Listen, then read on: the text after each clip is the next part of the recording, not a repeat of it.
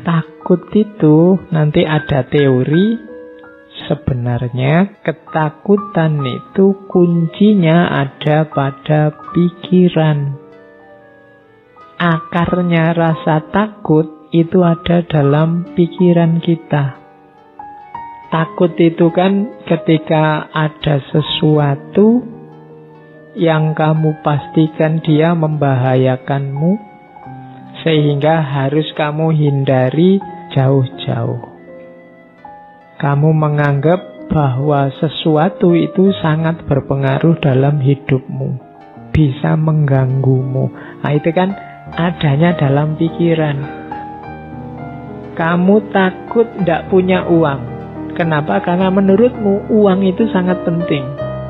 Kamu takut tidak punya pekerjaan, karena menurutmu pekerjaan itu mutlak. Karir yang sesuai yang kamu inginkan itu harus.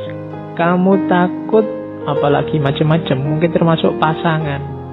Itu kan adanya di pikiran. Jadi sumber ketakutan itu adanya di pikiran. Padahal kalau versi Buddhisme, segala sesuatu itu sebenarnya hakikatnya netral. Kalau pakai bahasa Buddhisme dia kosong. Penting tidaknya, maknanya baik atau buruk, itu pikiran kita yang mengolah. Ngaji ini penting atau tidak, itu tidak ada di ngaji ini sendiri, tapi dalam gagasan kita, pikiran kita tentang ngaji ini. Jadi kamu ganteng apa tidak, itu kan mungkin tidak terletak di wajahmu, tapi terletak di pikiranmu. Mungkin konsepnya orang tentang ganteng dan tidak itu seperti apa. Jadi kalau ada orang bilang, kok kamu nggak terlalu cakep, jelek gitu, konsepnya aja diganti. Iya kan? Mungkin selama ini yang disebut ganteng itu yang hidungnya mancung, kulitnya putih, wajahnya agak kebulean gimana, itu ya tinggi besar. Loh, itu kan konsep yang ada di kepalamu. Kalau ingin bahwa ganteng itu kamu, gantian konsepnya. Itu kan konsepnya Bapak. Kalau menurut saya ganteng itu yang kecil, pesek, kemudian rambutnya keriting, ya kan adanya di pikiran. Cantik juga begitu.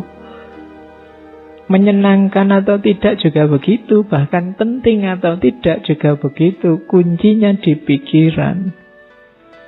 Termasuk ketakutan. Hujan itu cuma air. Dia jadi membahayakan atau tidak, itu ya konstruksi berpikirmu yang menanggapi hujan. Tsunami ya tsunami aja, dia peristiwa alam. Kamu tanggapi dia jadi azab, apa dia itu adalah ujian, apa dia itu. Loh, itu kan pikiranmu yang menanggapi, yang membaca, yang membunyikan. Jadi hidupmu itu maknanya ada di pikiranmu. Harapan-harapanmu dan ketakutan-ketakutanmu adanya di pikiranmu. Maka berpikirlah yang sehat. Kuncinya hidupmu itu ada di pikiran. Hidup bahagia itu, Pak, uang banyak, istri cantik, rumah besar. Itu kan versi yang ada di kepalamu sekarang. Ada loh justru orang yang merumuskan hidup bahagia itu tidak punya apa-apa, tidak terikat apa-apa, tidak tergantung apapun, hidup bebas. Loh, ada yang begitu. Dari mana itu muncul? Di pikirannya. Jadi termasuk rasa takut itu kuncinya ada di berpikir. Kalau kamu berpikirnya salah, ya lahirlah ketakutan-ketakutan yang tidak rasional tadi. Jadi maka aturlah cara berpikirmu.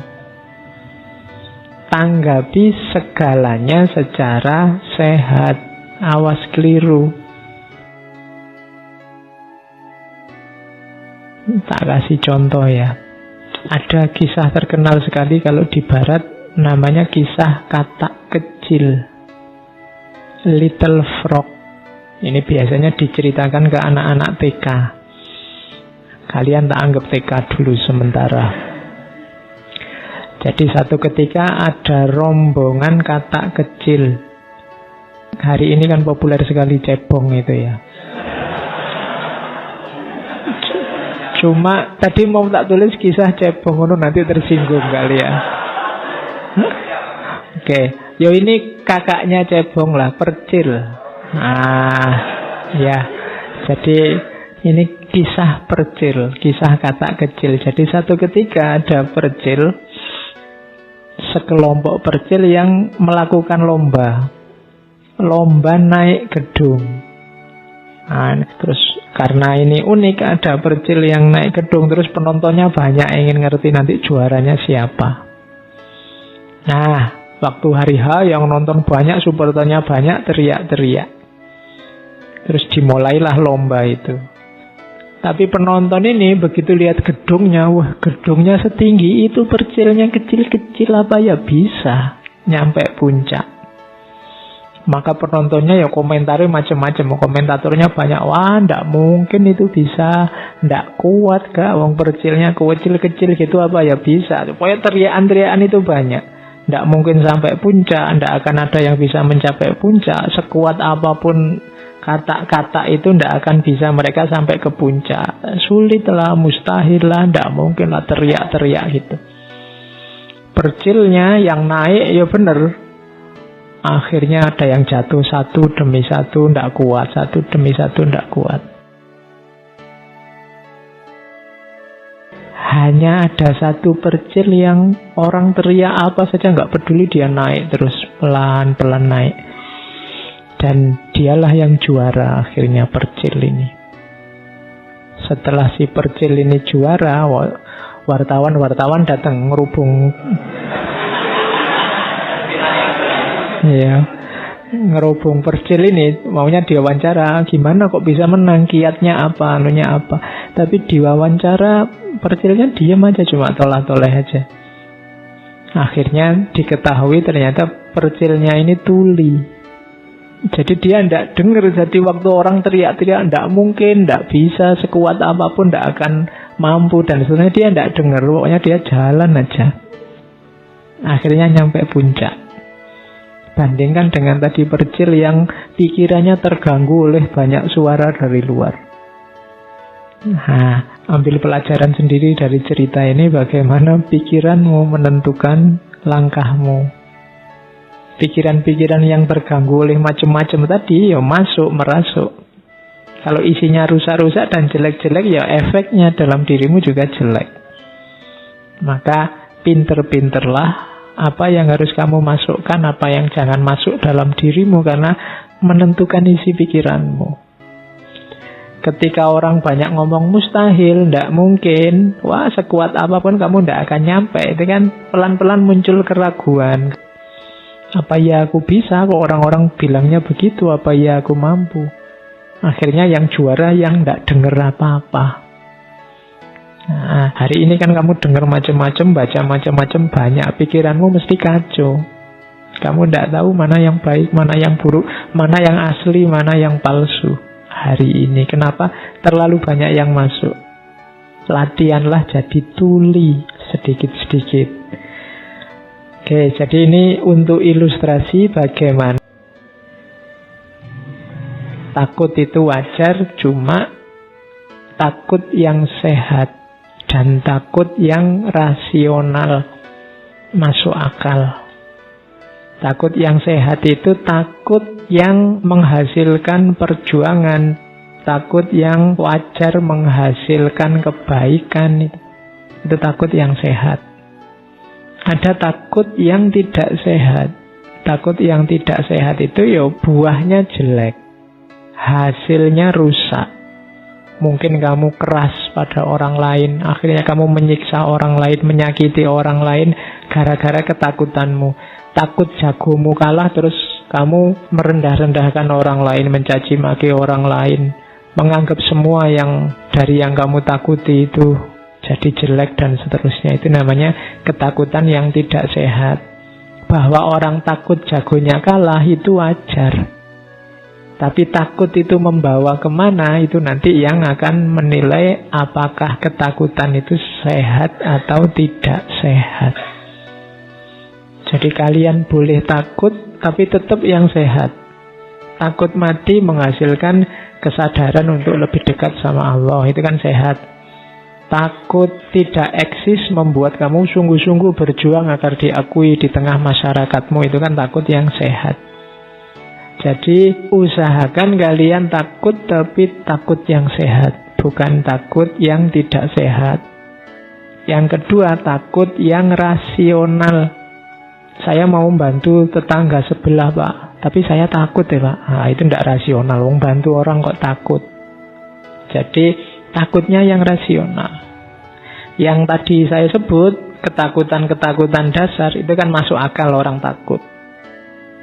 Takut mati, takut itu kan. Saya mau nembak, Pak, tapi saya takut kalau diterima gimana? Itu tidak rasional. Nah, itu kan tidak masuk akal, tidak diterima. Saya takut ya, Pak, takut bahagia saya itu. Beliau nggak ono takut kok takut bahagia. Itu tidak masuk akal, tidak rasional. Jadi ya jadi manusia yang normal sajalah. Jadi yang ditakuti yang memang menakutkan. Kalau ada yang tidak menakutkan kok kamu takuti, itu kalau secara psikologi kadang disebut fobia. Fobia itu ketakutan yang tidak rasional. Kan ada kadang-kadang orang itu fobia terhadap bulu-bulu. Kalau ada baju-baju ada bulunya, dia gemeteran, dia kayak orang lihat hantu. Ada orang karena takut pada ular, terus segala yang mirip ular dia takut, fobia. Sabuk yang melingkar-lingkar dia takut. Apa yang melingkar itu sudah perlu psikiater. Jadi kalau ada yang takut kok tidak rasional, apalagi berlebihan, itu nanti namanya fobia. Saya tidak tahu di sini ada yang fobia apa tidak. Fobia itu objeknya tidak rasional. Kalau bagi orang lain itu biasa-biasa. Misalnya, saya takut sekali, Pak, sama pulpen ini, gemeteran saya kalau ada pulpen ini. Nah, itu kamu perlu psikiater. Oke, jadi ini kategori-kategorinya. Oke, terus menyikapi ketakutan antara lain bisa kalian lakukan ini. Yang pertama, sadari. Tidak apa-apa orang takut itu alami. Kayak yang kedua, sadari kamu itu takut apa. Coba kamu inventarisir yang kamu takuti apa. Ini kok pekerjaan tidak selesai-selesai. Aku ini takut apa sih? Takut capek? Takut kehabisan waktu? Takut apa? Banyak orang bilang sholat malam itu manfaatnya besar. Kok aku males sholat ya? Kok bangun rasanya kok ogah-ogahan? Kira-kira aku takut apa? Seandainya bangun jam 3 subuh misalnya, takut paginya ngantuk, takut kesehatan terganggu. Coba dicek. Yang tidak aku inginkan itu apa? Itu kan yang kamu takuti. Nah, sadari. Kuncinya kamu menang yang pertama, kamu tahu yang kamu takuti apa. Paling tidak pasti yang ada yang kamu takuti yaitu rasa tidak enak. Kenapa kok tidak tekun baca buku? Mungkin karena baca buku itu tidak enak. Lebih enak baca HP misalnya. Itu kan yang penting kamu jelas sekarang yang kamu takuti itu apa. Yang pertama itu sadari, terus ingatkan bahwa itu alami. Sejak kemarin saya wanti-wanti, jangan suka marah-marah sama dirimu sendiri. Ingatkan bahwa oh ya, alami rasa takut ini, tapi ini tidak terlalu bagus kalau dibiarkan. Jadi tidak harus dirimu dimarahi. Terus persiapkan diri, pelajari rasa takutmu dan hadapi. Bertarunglah. Kalau memang tadi misalnya ya, kamu malas bangun malam karena takut paginya ngantuk, sekarang dihadapi, disiapkan, dipelajari. Oh, biar paginya tidak ngantuk tapi tetap bangun malam apa? Suka baca buku tapi menikmati buku, tidak tersiksa karena buku apa? Itu namanya menyiapkan diri, melawan ketakutanmu tadi. Ya mungkin baca bukunya sambil disandingi kopi. Kalau masih kurang ya ditambah gorengan, masih kurang tambah Indomie, masih kurang lagi tambah apa, itu jadi aneh. Bacanya enak karena sandingannya oke. Kok setiap kali baca ngantuk, Pak? Oh ya kalau gitu ya tidur dulu baru baca. Ya setiap baca ngantuk lagi Pak, ya tidur terus. Lah ya gimana lagi wong. Bisamu itu, jadi hadapi.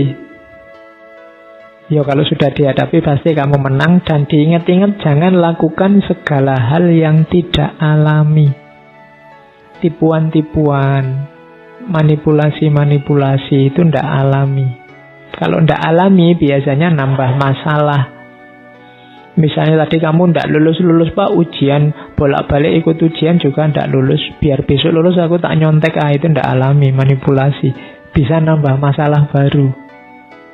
Nembak kok ditolak, saya takut ditolak lagi Pak. Enaknya ya poneng dukun apa ya misalnya. Nah, itu hati-hati bisa nambah masalah lagi yang tidak seharusnya. Kok tidak dapat uang Pak, enaknya gimana biar dapat uang? Ya lakukan secara alami saja. Segala yang tidak alami biasanya nambah masalah. Kan banyak itu kan yang tertipu investasi sekian, nanti dalam waktu sekian kaya raya itu. Yang tidak alami-alami itu biasanya panennya masalah. Jangan lakukan yang tidak alami. Taklukkan ketakutanmu secara natural saja, dikalkulasi yang rasional.